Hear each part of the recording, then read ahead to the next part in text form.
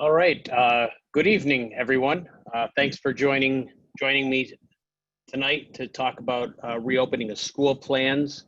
I want to let everybody know before we begin that this session is being recorded.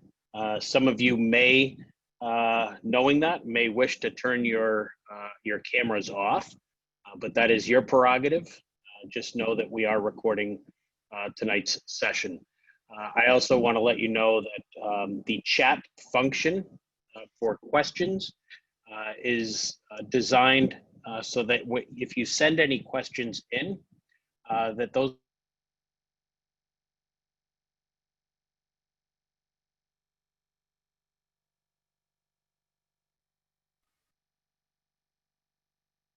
there we go. Was that being, now can you hear me?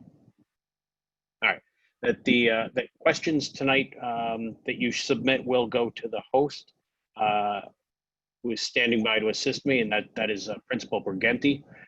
And he will read those back to me at the end after I go through this presentation with you so that we can answer them. So if you have questions, the chat function is where you'll want to put them. And for those of you who need to know where that is, that's down at the bottom of your screen.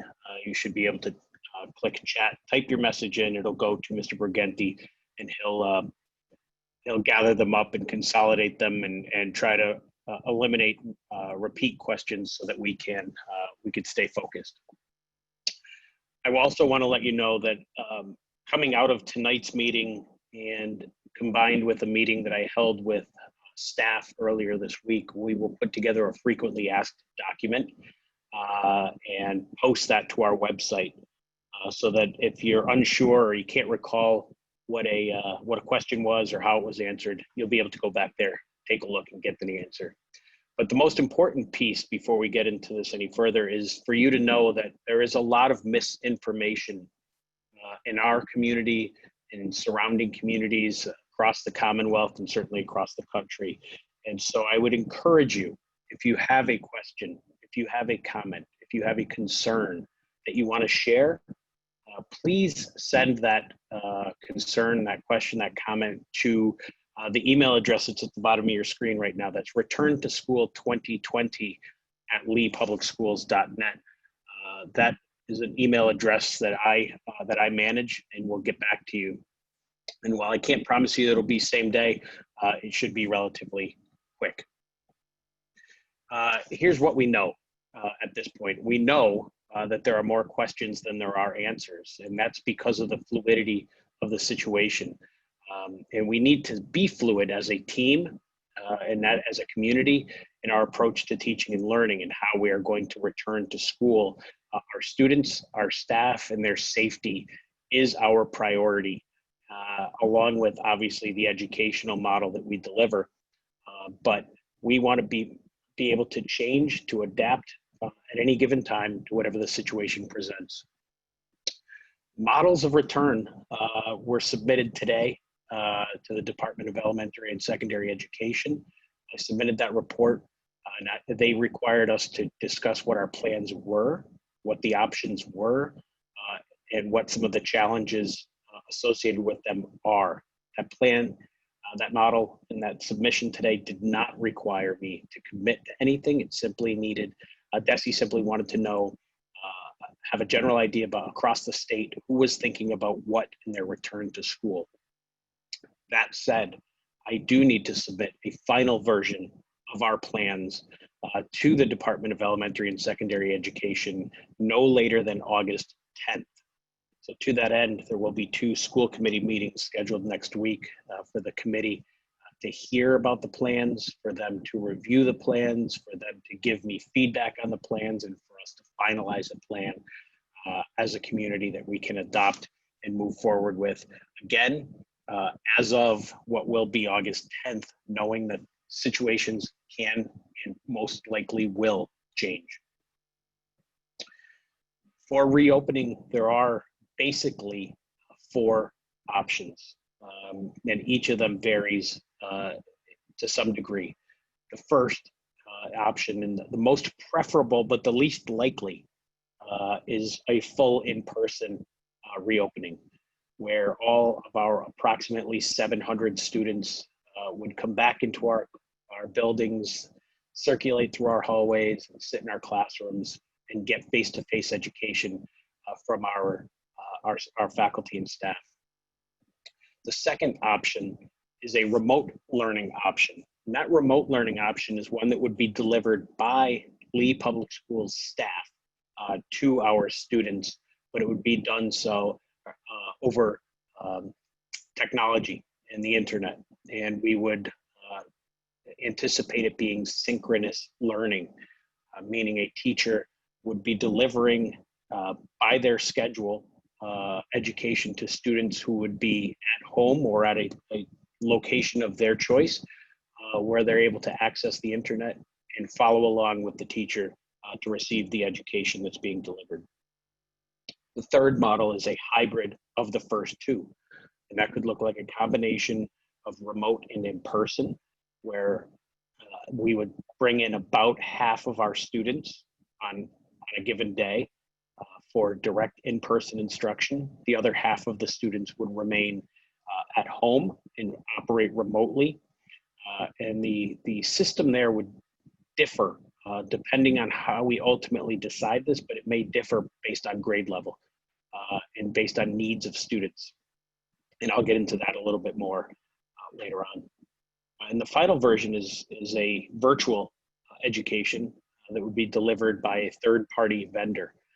And that would be the instance where a family maybe decides that they don't wish to avail themselves of any of the three, or they're uncertain about the how any of those three may work, how long they may last, and they opt for a virtual education for the year that would be delivered through a third party that would not be taught by Lee Public Schools staff, but would be monitored by Lee Public Schools staff. They would be charged with making sure that that students are on target, are keeping up with their work, that the assignments associated therewith would be delivered by a third party, would be graded accordingly. Also in play these days is that the number of school days for students has changed for this coming year. The Department of Elementary and Secondary Education has adjusted down the number of days from 180 school days for students to 170. And they have also adjusted accordingly the number of hours of time on learning associated with those days. So at elementary school, they need to have a minimum of 850 hours of direct instruction, and at the secondary level, 935 hours of instruction over the course of 170 days. So some of you at home may be asking, well, what happened to the other 10? We have been directed that those 10 days must be converted to professional development days for staff, and they must take place at the beginning of the year. As such, we are in the process of updating our calendar, and that will be something that will be resolved by the school committee next week as well. And school is going to start approximately 10 days later than originally anticipated, but no later than September 16th. That September 16th date has been established by the Department of Elementary and Secondary Education, and we need to abide by that, and I expect that there won't be any problem for us in doing that. How are we keeping students and staff safe upon their return? And one is through the purchase and acquisition of PPE, personal protective equipment. The district is in the process of and ordering more than $40,000 worth of masks, shields, gloves, and other cleaning supplies that will assist us in keeping our buildings and our personnel, as well as our students, safe each day when they come into the buildings, when that happens. There is consideration for adding some custodial staff to assist with sanitizing our buildings. And in order to do that, we're considering accessing some grant funding that is available to us and that must be expended by the end of this calendar year. So that may get us through the first half of the year. We'd have to reevaluate funding sources after that. Details and schedules of the cleaning, though, are being evaluated. We are in the process of examining the hows and the whens of cleaning and sanitizing. You know, who is going to be responsible for it? When will it happen? What type of frequency will it take place? And we are also considering the protocols for accessing the bathroom, transitioning in hallways, visiting the nurse, seeing a school counselor, and the like. So we are working on those details. None of that is finalized. All of that will be determined following a final decision about what our return to school plan will look like. In any plan that we adapt or adopt, we are going to need to access technology. So we have ordered many Chromebooks for students. That process began in the spring and has continued into the summer. Those Chromebooks are all being cataloged as we speak and being ready for deployment on an as needed basis. Any student who requires a device will be issued a school device. And any student who needs to assistance with accessing the internet will also be provided with such to the best of our abilities. And I'll get into that detail a little bit more in a minute. But if a hotspot is needed in order to access the internet, we'll be able to provide that. We'll be able to provide the device to access the curriculum in locations where a hotspot may not be a prudent solution because there is no cell signal. We have to discuss what alternatives will exist, which could include transportation to the school to be located in the building and supervised during the school day so that you can access our internet. And we did upgrade the bandwidth at both schools in anticipation for synchronous learning taking place. Transportation is a concern each and every year. We want to make sure that our students can get to and from school safely. This year is a year where we will encourage as much as possible students considering alternate forms of transportation. That could include walking, cycling, skateboarding, whatever they may want to do to get to school, as well as encouraging families, if possible, to drop off and pick up students. We recognize that there is no mandate for that. It's an encouragement, and we will transport as necessary. But we are examining how we will do that, and multiple runs will be necessary, which will allow us some flexibility on time on learning. There's a chart on the next page that I think is quite interesting for you to see. The then and now, if you would, of bus transportation. And formerly, a 77 passenger bus, would carry that many students. That's at 25 students now. And you can anticipate what that does to our abilities to get students to school and home each day. It's going to be a strain on us, but we are working closely with our vendor to make sure that we have plans in place for suitable transportation. In-school practices and protocols are important. I mentioned a few of these a moment ago, but we'll have one-way traffic, much like in the grocery stores. And that will apply to hallways and stairwells at LES. We will have a minimum 6-foot distances between seats and classrooms. And while the state has offered us the opportunity to have between 3 feet and 6 feet or more, I don't feel that a 3-foot distance between seats provides the safe and secure environment that we want for our students and for our staff. So we have planned on utilizing the 6-foot distance. Jordan Meyer, who is our director of facilities, has used a programming tool that's available to us where we measure out the square footage of our classrooms and it determines how many desks and chairs we're able to safely accommodate at 6 feet, given certain parameters, including walking radius around the classrooms, socially safe distance for the classroom teacher to provide instruction, and other things.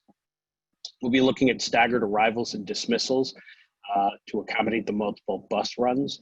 What I want families to know is the hiccup in that may come at the beginning of the day in terms of having to run an earlier, potentially an earlier bus run.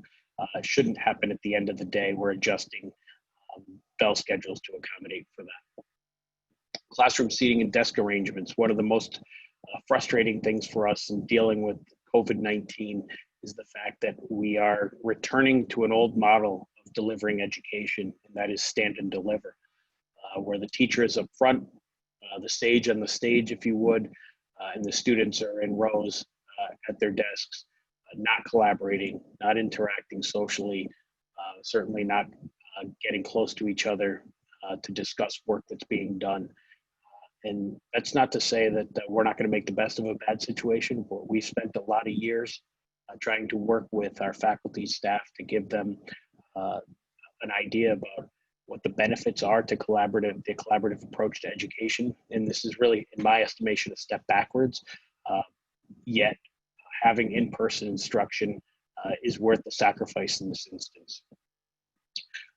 Also, masks for all students in grades 2 through 12. That's a recommendation that comes from DESE, and it's highly suggested for students in grades K through 1. I will be bringing to school committee the idea of an updated policy requiring mask wearing and natural consequences for violations. And what I want to tell families at home tonight is that we want to work together to make our schools safe.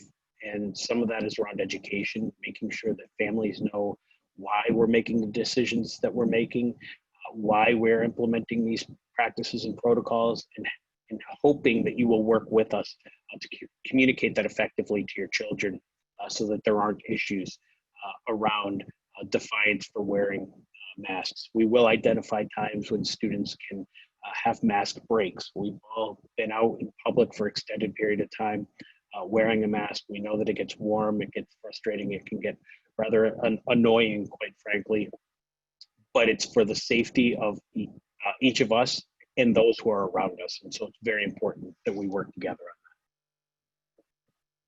that. Hygiene, again, an emphasis on mask wearing, hand washing, and commonly accepted practices like coughing and sneezing into an elbow and the like.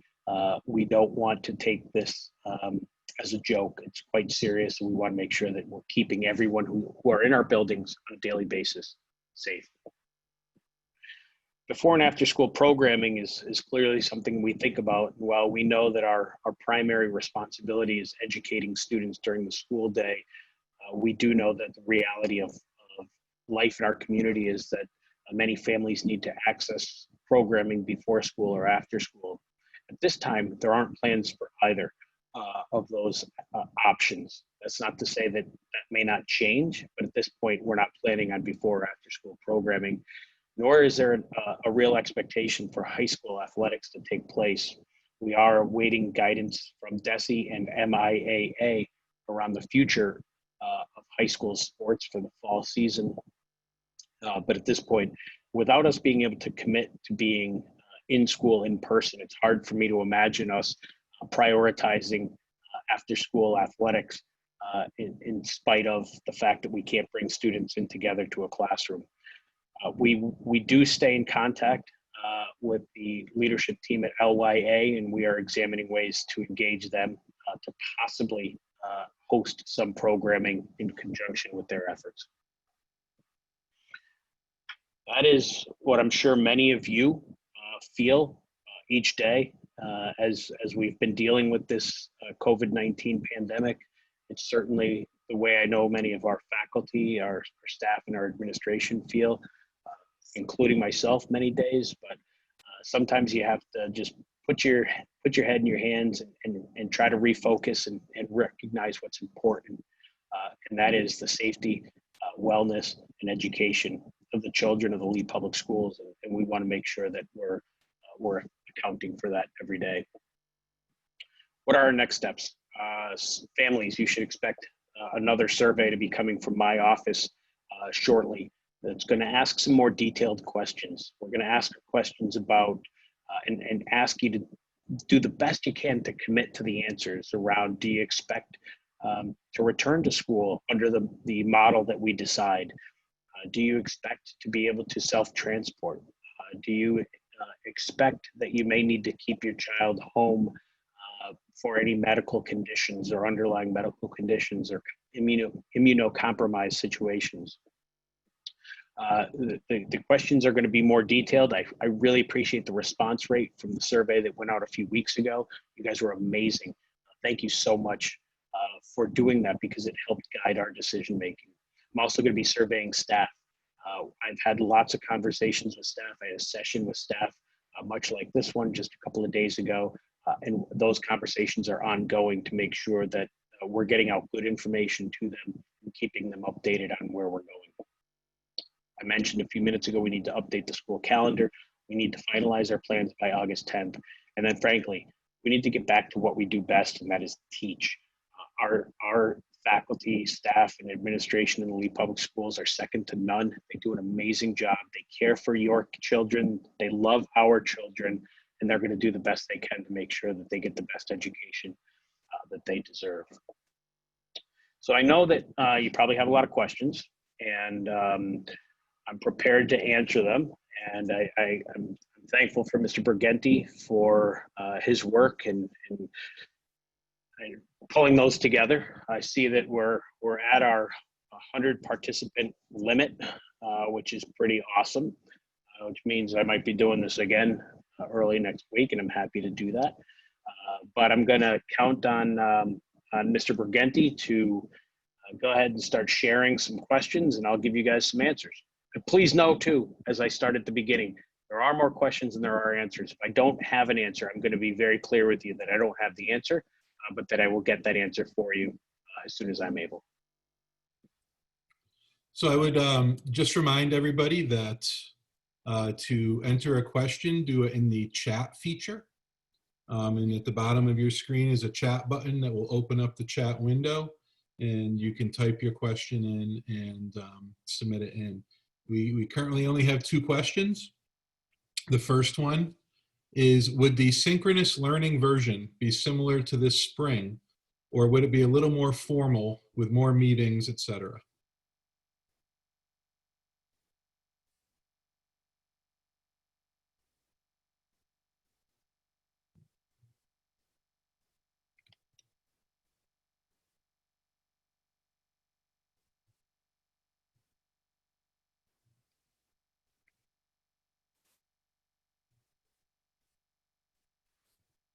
All right, there we go. I muted myself so that I could take a sip of my coffee and you didn't have to hear that. So I won't do that again. The question, as I understood it, is really comparing the spring delivery of education to this fall. It's going to look very different. Last spring, to put it quite bluntly, was that the Lee Public Schools, as well as just about every other public school district around, entered survival mode to the point that we wanted to make sure that students stayed somewhat engaged, had some modicum of learning, and that our faculty and staff learned how to teach in a new environment.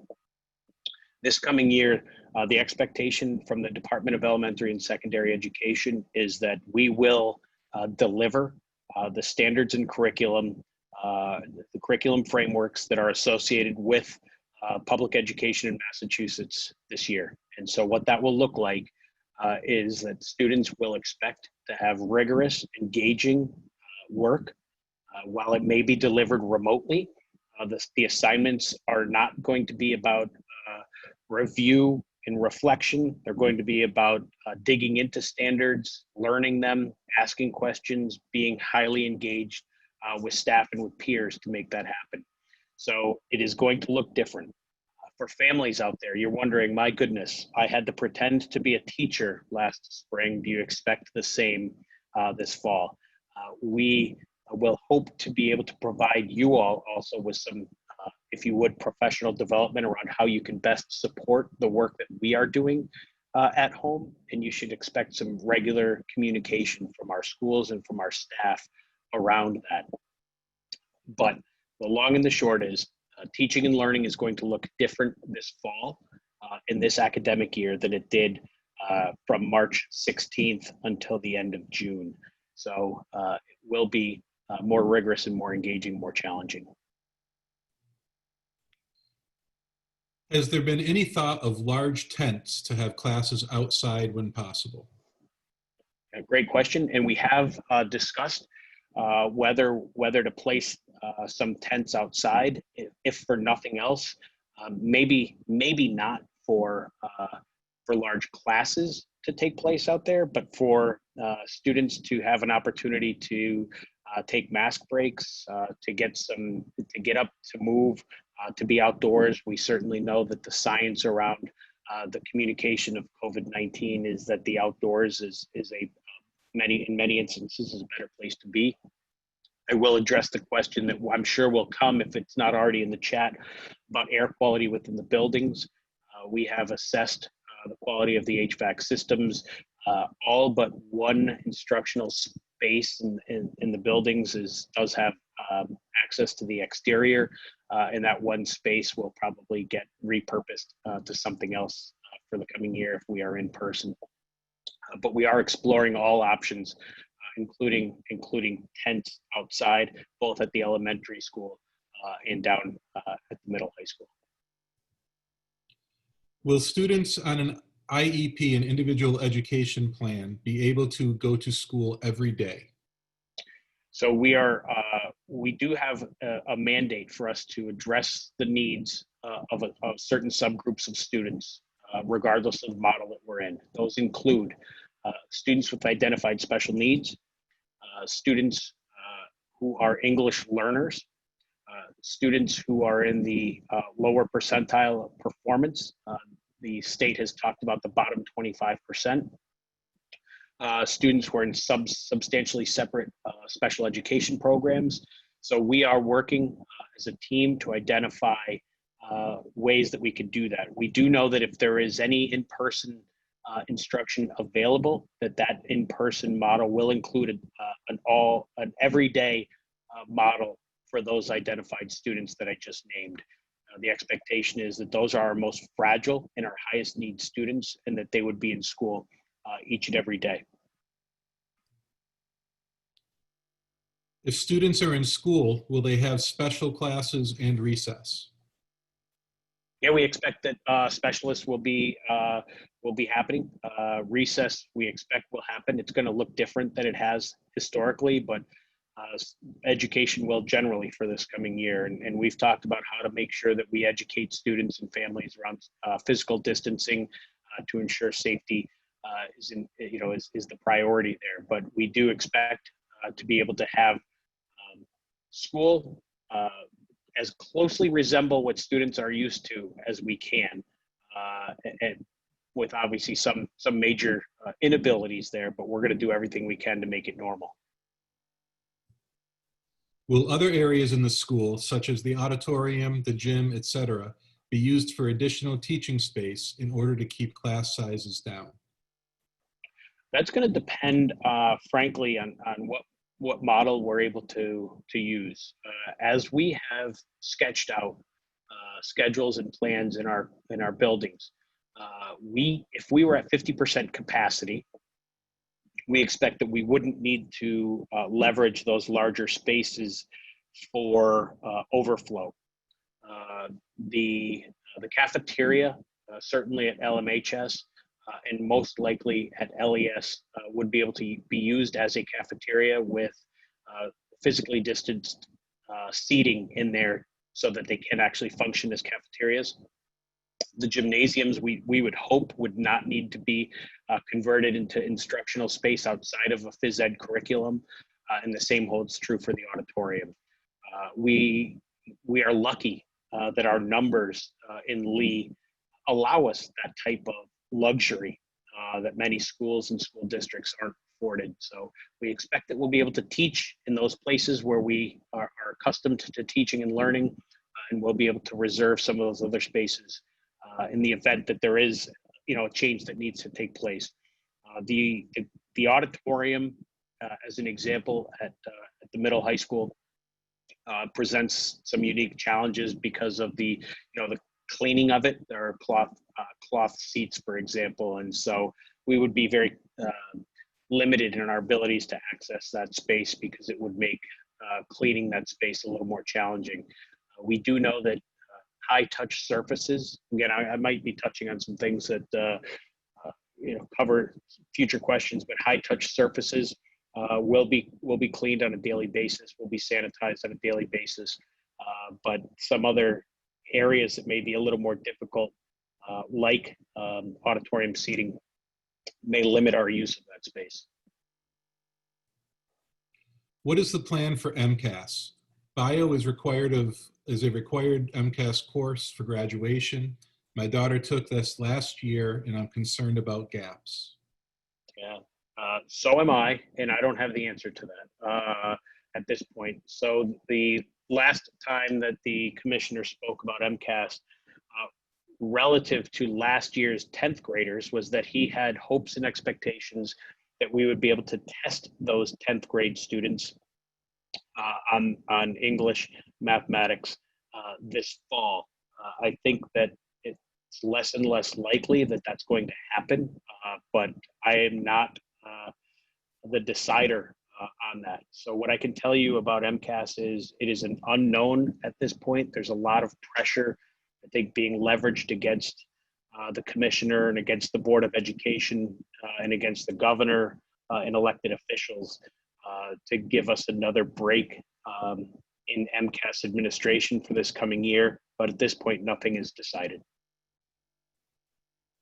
Is there any thought of doing in-person school for elementary level kids and online for middle and high school? So that's part of the recipe that we're exploring and dabbling with is, can we have a mix and match methodology for delivering instruction? And yeah, even in our most refined plan, which is not final, we do see K1 and 2 as being in person every day, 3 to 12 being in a hybrid model, and even 3 to 6 hybrid looking different than 7 to 12. So we're exploring ways and understanding that older students are more readily able to access devices and use them in their favor. The younger students need more tutelage. And I know that I heard from some teachers today some stories about what it's been like to work with students over the summer at the very young ages and trying to keep them on task remotely. And as a parent, I can totally appreciate it, and I see some nodding heads there in the audience of people who are also probably empathetic to that. So we're examining ways that we can best meet the needs of students, but we are exploring different models. If we did that at all grades at the elementary level, it would create a staffing issue for us that we haven't quite been able to identify how we would resolve. What will the protocol be should a student or staff member test positive for COVID-19? So the state has issued start and stop guidance protocols. And I think that the easiest answer here is those are some decisions that would need to be made, not in a silo and not a one size fits all scenario. And I will tell you that I had a nice meeting with the Board of Health last night, and I appreciate that Mr. Brigetti, Mrs. Retzel, and Mr. Meyer joined me in that call. We talked about what we would do, and it would be a collaborative decision-making process. We would come together immediately with the Board of Health and make sure that we were taking all the appropriate steps with their guidance. And so I'm not going to sit here and tell you that every decision about how that's going to work has been made, except to tell you that we do understand that we would need to bring people together to make sure we're making the right decision for the schools, our students, and our staff. Are children going to be required to stay in the same classroom all day, including having to eat lunch in the classroom? That is yet to be determined, but all of the guidance that we see is the less movement, the better. I think that is something that might be more easily accomplished at the elementary level than at the middle high school level. But there's nothing set in stone on that yet, but it's a great question. We have several questions about grading and will it continue to be pass-fail?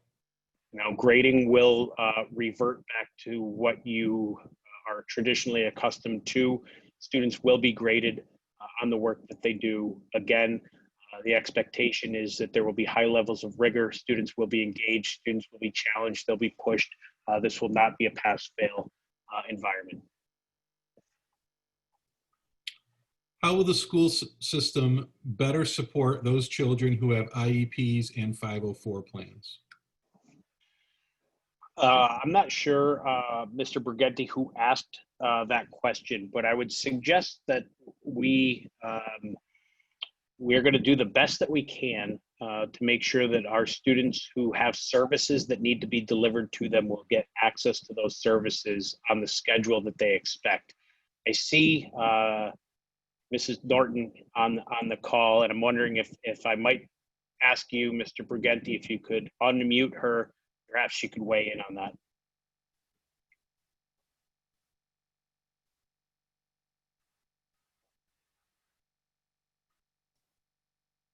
Hi.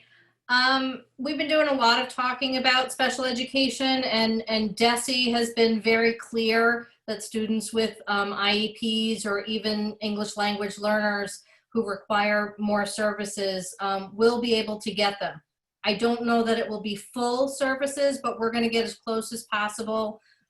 Students in our sub-separate classrooms will hopefully be able to be in the buildings full time unless we get other guidance that that's not allowable. And we're working out schedules that perhaps on days when students are not getting, you know, in the general education setting within the school buildings, perhaps we can work out something with transportation and actually have some of our students come in for additional services on those other days. It's really going to come down to numbers in the classrooms and how many we can have in the classroom at one time safely. And if I could just add to that, circling back to unsure about who asked the question, I certainly don't need anybody to volunteer that. But if you have specific questions about delivery of services for your child or your children relative to special education, English learning, or any other subject, please be encouraged to email either your building principal, Mrs. Norton as the special education or an English learner director, or me. We'll make sure that we attend to your specific question individually.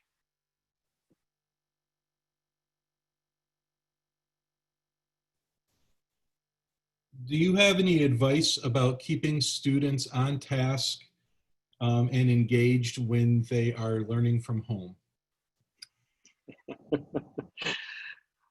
Oh, geez, I wish I did. What I could, and right, I'm trying to be as real and as honest with you as I can be as a parent. Myself, I know the frustrations, I felt the frustrations, I saw it firsthand, and so I can fully appreciate where the question comes from.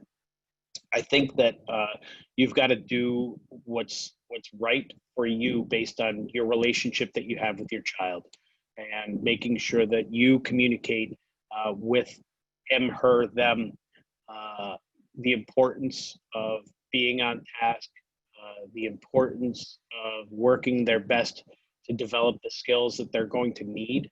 And frankly, some of the skills that we're learning right now as a group, as a community, as a country around this. Yeah, see that? Hi.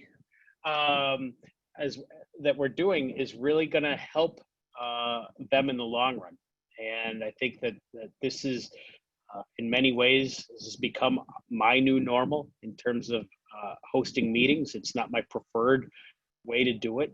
We've become accustomed to it. We're getting used to it. And students, I think, need to anticipate that for a while, this is how learning is going to be delivered.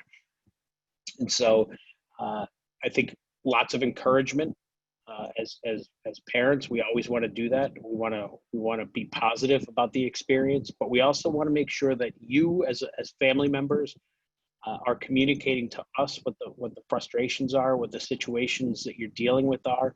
And we've got some really amazing staff who can communicate directly with you as families or your children to give them the supports that they might need, the extra encouragement that they might need to help them be successful. How will we be able to choose if we want to do at-home learning versus in-school learning? Right. Excellent question. So that's going to be one of the questions that we will be posing in that survey that's coming to you, in another week or so. We're going to ask you to really consider it. We're going to have some detailed explanation about what each of the models truly looks like. And it's not that you can't change your mind based on what you pick, but we'll ask you to select at that time so we have an idea about how staffing may be impacted by people's individual choices.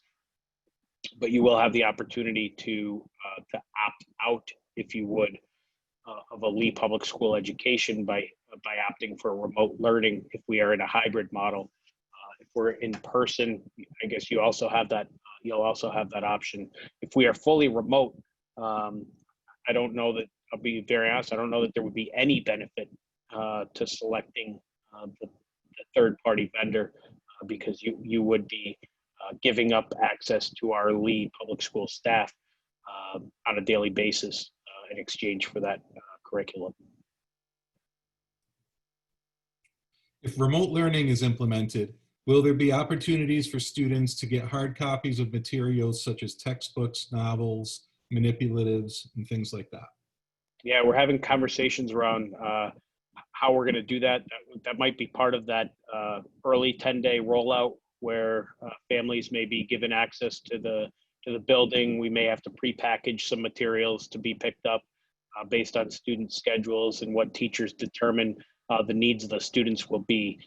But if there is print versions, textbooks that are required and such, we're going to have plans to make those available for you for pickup. Will students still? By the way, that was an excellent question from whomever that came. Will students still be able to take the same classes they registered for in the spring? So I am going to actually turn that back to you, Mr. Brigetti, because that sounds like a middle high school type of question. If you want to field that based on what you've been working on with the scheduling unknowns.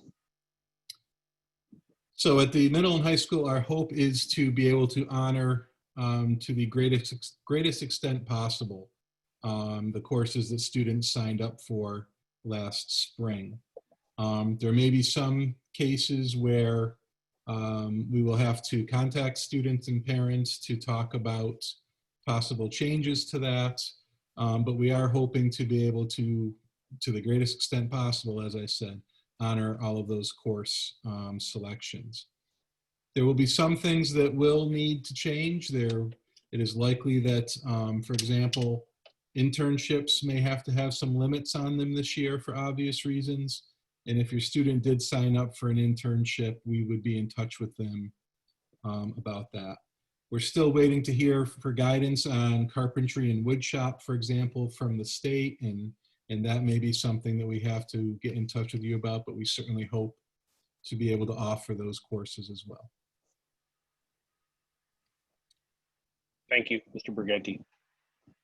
Are there any developments in regards to preschool plans? At this point, our preschool plan is still to put that program on hold to be revisited in January.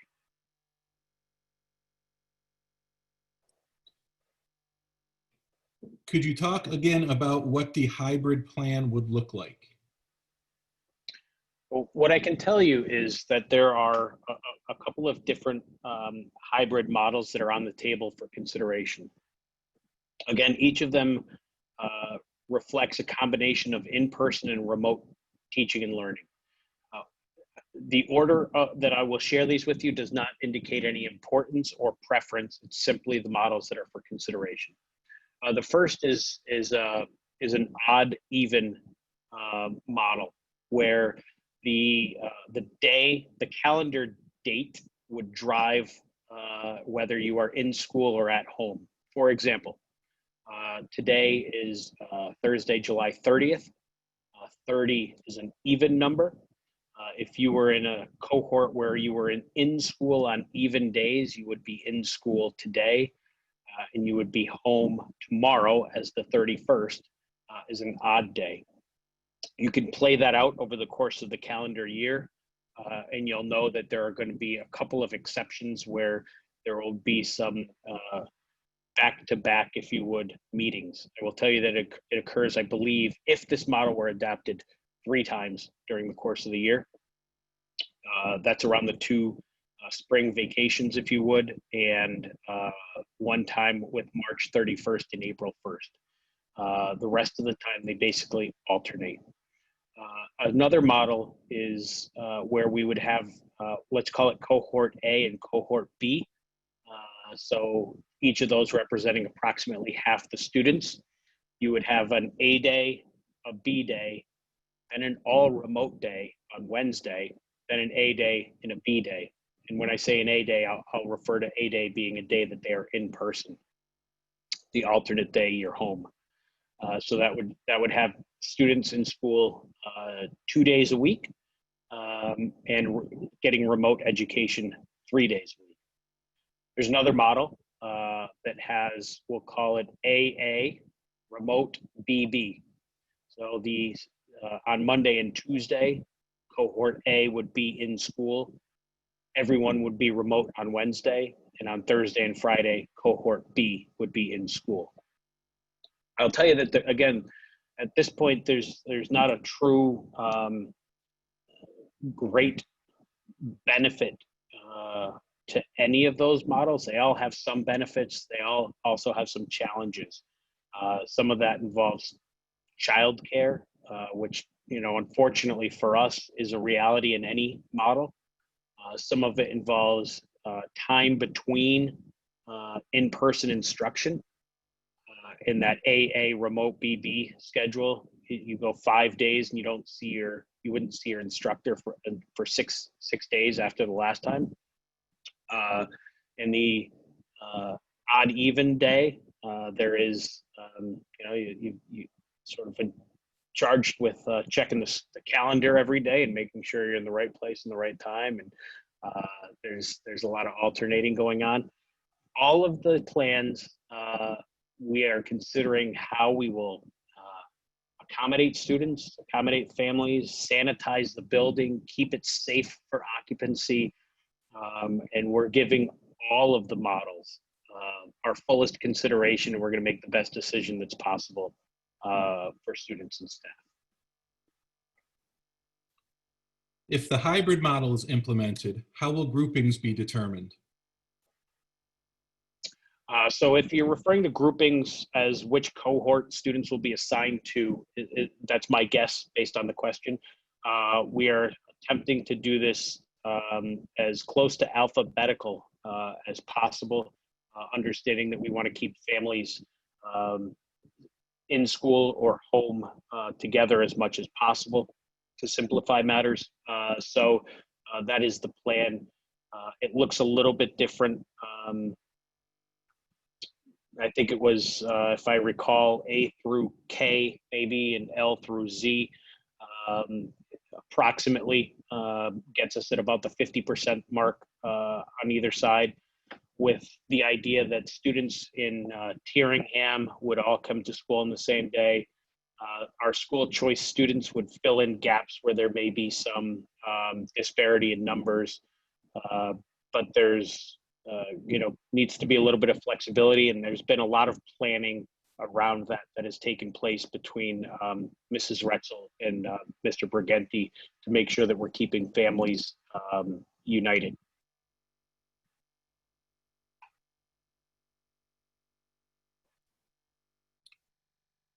Has there been any thought at the high school level of keeping students in clusters that will travel together through the school day? I think, again, we've considered all the models. The challenge there is the very different schedules that students wish to access and the way that they want the curriculum delivered to them, depending on levels. And without us turning to a completely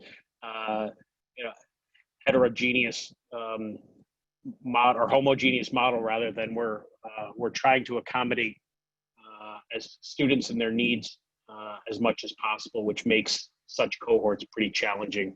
And Mr. Briganti, I don't know if you want to add anything to that.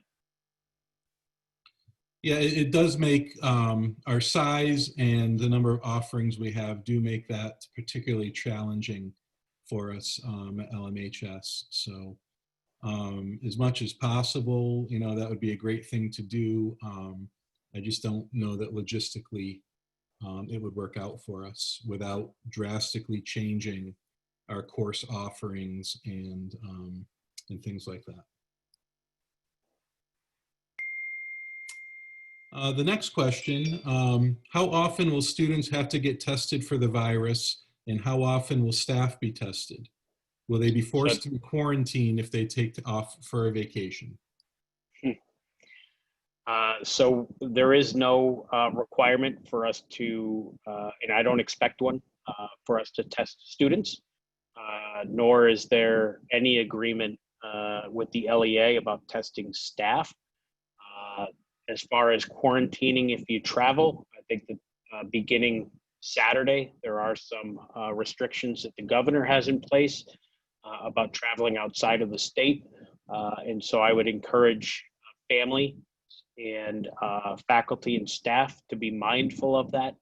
If you are leaving Massachusetts, the New England states, New York and New Jersey, if you're going to Hawaii, I guess you're exempt too. Good for you if you are. You may not want to come back. But if you're going to any of those other states, I need you to be mindful that there is an expectation that upon your return that you do quarantine. So that's where the social responsibility part comes in. And I would encourage everybody to remember that you're part of a larger community, and our school communities are designed to be safe ones. We hope that they are comfortable ones, but we need everyone to do their part to keep themselves safe and well, and keep their colleagues and classmates safe and well. Could you clarify for kindergarten through second grade, will they be all day or a half partial day scenario? They'd be full day.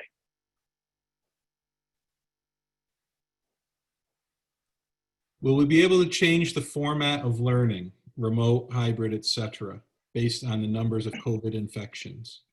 Yeah, that is the idea here, is in any of these plans, we should be able to anticipate the ability to flip a switch at any given time and change plans as needed. So whether we're in a hybrid model, as an example, and there's a spike in cases and we need to go remote, we should be able to do that at the drop of a hat, be prepared to go remote the next day. Similarly, although probably not as easily, if we were, let's just say we were remote and it was decided that we could be back in person, that's a pretty extreme example and highly unlikely that it would happen, but theoretically, we'd be ready to go and do that the next day. I can tell you that in an instance like that, we would want to be a little more strategic and take our time, but we can flip to a remote system at the drop of a hat. So there are several questions about, in a hybrid model, would the start and stop times of the school days be different or pretty much the same as they have been in the past? Yeah, the expectation is that we're going to follow the school schedule and calendar, and that students and staff will be expected to be on task from what would be the opening bell until the closing bell. There are also several questions about once the plan is finalized, how soon before the start of school will students learn their teacher assignments at the elementary level and their class schedules at the middle and high school? I mean this in the nicest way I can say it, and that's as soon as humanly possible. Mrs. Retzel and Mr. Briganti will have their hands full building schedules for their respective buildings. And I know that they won't be alone in doing that, but they will be primarily responsible for creating and developing those schedules. We're going to have an all hands on deck effort to assist them, but it's no small task to do that. And they've been giving it great consideration now, but it's going to be a lot of work to be done in a short period of time. So I ask now for your patience as a school community while we do what we need to do to get this right. But it is going to be a large feat. Will there be accommodations made for students in advanced courses as well? I may need some additional clarification on what that is referring to. So perhaps if the person who shared that question could send the host some clarification there, then we could circle back to it. If we are fully remote, are we expecting students to be on screen for the whole length of the school day? I would say that primarily the answer to that would be yes. I think that we're going to have to talk about what real screen breaks can look like, being cognizant of the impact that that may have on students' eyes, on their mind, on their ability to focus, and what's a realistic expectation for that to take place. Excuse me. I do know that the LEA, when they surveyed their staff, did ask them for some feedback on what they thought was a reasonable amount of time for students to be on a screen at any particular grade level or in any particular subject area for one lesson. We'll help to use that to inform how we deliver instruction. Will all parents be notified if anyone in the school tests positive for COVID-19? So there's some privacy, obviously, responsibilities that we have and rights that are associated with our students and our families. I think that if I could get on a soapbox for a second, my comment would be this. I think word travels fast in any community, especially using social media. And so my word of advice is this: we will never hide information that families would need to know regarding the safety and security of our students and our staff and our buildings.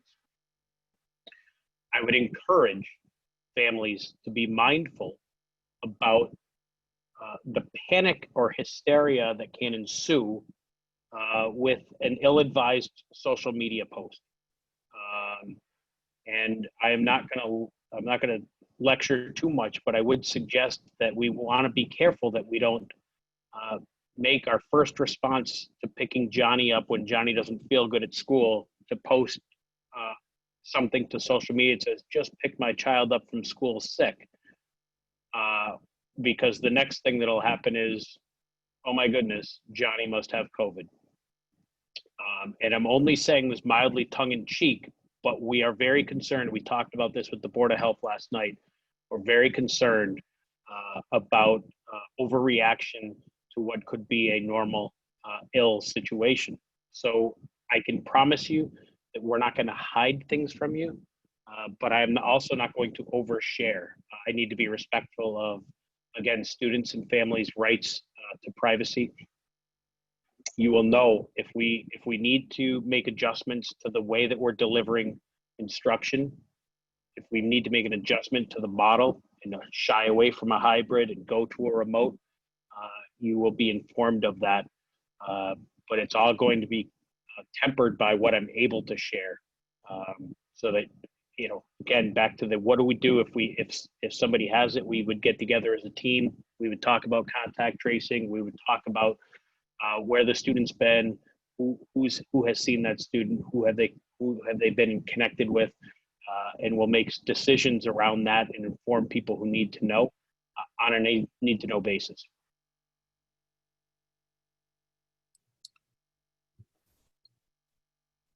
The 6-foot distancing, will that be in place in all classrooms? Yes. Will families be able to request to have their child opt out of wearing a mask? If so, how would they do that? So there are, I go back to the conversation or something I started this conversation with earlier on about us looking to adopt a policy that talks about mask wearing and the expectations for wearing it. We do know that there are students who may be medically compromised and may not be able to wear a mask for the entirety of a day. I would suggest that if you expect that your child may be in such a situation, that you reach out to the school administration so we can talk to you about guidance. We do know that that is a concern that is gaining some traction, not just in Lee, but certainly in the county and across the state around what if students won't wear a mask. And I go back to we're a close-knit school community, and we need to do what's right for us as a community, and that involves taking care of you and taking care of those around you. And wearing a mask is about protecting our community from illness. So it's about education and ensuring that we understand why we're doing the things that we're doing. But if there is, again, a particular concern, I'd ask you to reach out to your building administrator to have the conversation.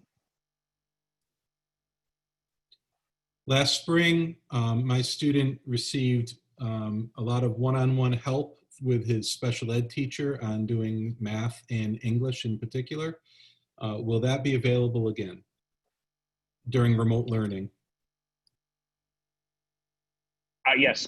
So as Mrs. Norton spoke to a few minutes ago, we will be ensuring that we're doing everything that we can to deliver services that are for our students with identified special needs, to make sure that their IEPs are being implemented. And if there is, I guess the important thing to note here is, one, I want to thank you for acknowledging that the services were delivered, but I want to remind people that if you feel like needs are not being met, that you're asking about that too. Sometimes you don't know what you don't know, and we expect that if we're not hearing something, that everything may be well. If you feel like there's a gap in delivery of services, we need to know about it so that we can address it. There are several questions about families with multiple children. It looks like they're just looking for some confirmation that students from the same family will be in the same cohort on a hybrid schedule. Yes, that is accurate. In a hybrid model, will it be accessed by Zoom to the classroom on their home days? In other words, will they be able to see a live broadcast from the classroom? No, that is not the expectation. It won't be synchronous learning. So synchronous learning refers to live instruction that would take place. So the teacher had a group of 7 students in front of them and a group of 7 students at home, that they would all be seeing the same lesson delivered at the same time. That is not the plan for the delivery of instruction. Instead, it would be a cycle of pre-teach, teach, and post-teaching that the teaching staff would need to be engaged in. If we were all remote, that's where you would see synchronous learning, where the teacher would be delivering the same lesson to all the students on a given schedule.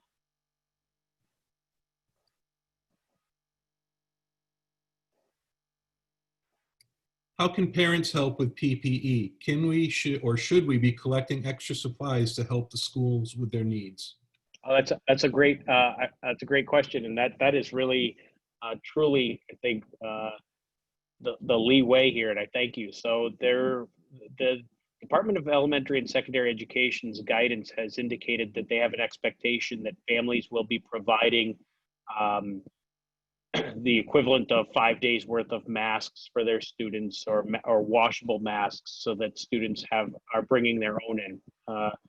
And we hope and expect that most people will be able to meet that requirement. We're not crazy, though. We understand that that's not always going to happen, so we will have a supply of those available. I would say, though, that if anybody is willing to make a donation, I think that we may need to talk about what the protocols look like about how they would be received, whether they're prepackaged and in sterile packaging or what the case might be. But I don't want to say no to that. So I'd say if there are folks out there who are interested in making such donations, they should reach out to my office, and I'll be happy to engage in the conversation with you. And if we come to some sort of steps that we want to take, then we can publicize those more broadly for others. Several questions about how the school is going to try to educate families to ensure that children and staff who are not feeling well do not come to school. Yeah, we're going to get pretty aggressive on that in the coming weeks. And that is the most basic safeguard that we can take, is that if you don't feel well, don't come to school or don't come to work. I had the same conversation with teaching leadership today to remind them that we don't need heroes in regards of, I need to come to work because kids are counting on me. I need you to stay home because I'm counting on you to be well. And so we appreciate everybody's willingness and readiness to come to work if they're not feeling great.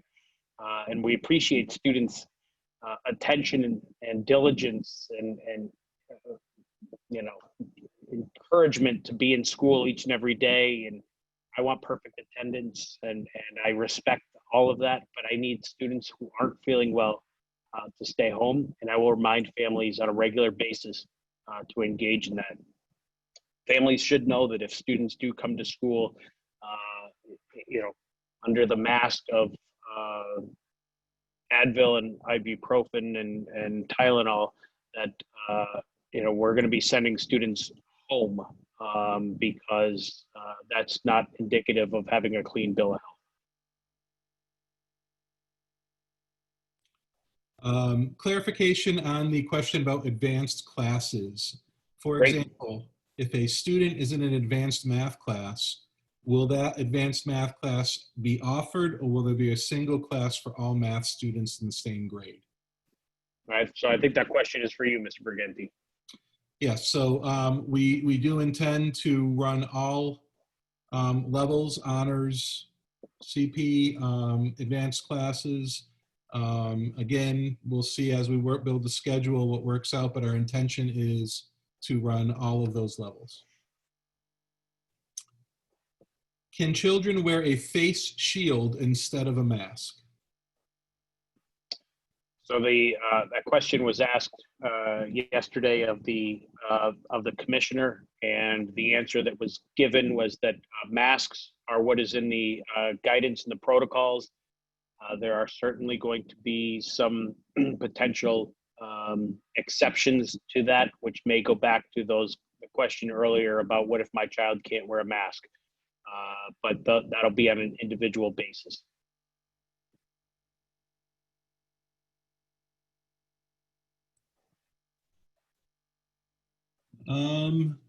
Almost at the end of the questions here, we do have a question. Somebody who's been communicating with other parents and community members because the room was full. Will you be offering this again? As I started at the beginning, I think that based on the fact that we are at capacity, this is the first time I've ever had, people who actually want to listen to me. So this is good. I'd be happy to replicate this. It won't be tomorrow. I'll get something out to the community. Maybe it'll be Sunday night. Maybe it'll be Monday night. But I'll make another opportunity available for people who weren't able to tune in. But I also want to remind people that this question and answer is being recorded and will be posted to the website, so people who weren't able to attend could watch this at their leisure. So at this point, I believe I've made it through all of the questions. I would ask, oh, new one just popped up. If in the hybrid mode, will students need to be doing work during the day, or can it be done at night? I'm assuming that means when they're at home on their home day. Right. So, I think that my advice would be this. I think that people can benefit from schedules. And if we're in some type of alternating day, whether it's 2 days on and 3 days off, whatever it may be, there's a benefit to having a schedule and a routine. And I would encourage families to encourage their children to adopt that routine so that they can be accustomed to it and have fewer transitions during their week. So the off day is going to be asynchronous learning, so they're not going to be tuning in to a lesson at a given time, but they will have an expectation to complete a lesson. And so I don't want to speak to that in too many details yet, because there may be some teachers who might express different expectations for their students. They may ask for things to be due on certain days or at certain times, and those are things that we still have yet to figure out and finalize. But I'd say I would encourage families to maybe not be quite as flexible as we had been prior, knowing that there's going to be a routine that needs to be established. So I believe we've gotten to the end of the questions. It's possible I may have missed one or two because there was a long list. So I would ask, if your question did not get answered, please type it in again so that we could answer it. Thank you, Mr. Briganti. I appreciate that. That's good. We want to make sure that people are heard tonight and moving forward.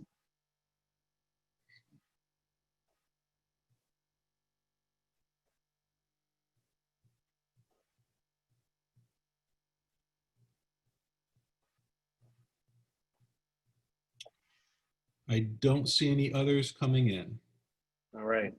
Well, I want to thank all of you for taking some time out of your evening to listen, to ask questions, and frankly, to just become more informed about what we're doing, how we're doing it, why we're doing it. Remember that if you have questions, you can always send them to returntoschool2020 at leepublicschools.net. We'll be happy to get back to you. Again, I appreciate a little bit of patience on that. If you don't get an answer the same day, please be patient. We will get back to you. If you have questions that are specific to special education, please make sure, or English learning, please make sure you connect with Mrs. Norton. And if you have specific questions for either building principal, please reach out to Mrs. Retzel or Mr. Briganti. And if you have anything general that you wish to talk about, I'm happy to facilitate that conversation too. So thank you all. I appreciate it. And I look forward to getting us back to school in whatever mode that looks like, so that we can work with our students and get them the best education we possibly can this year. So have a great night. Thank you so much.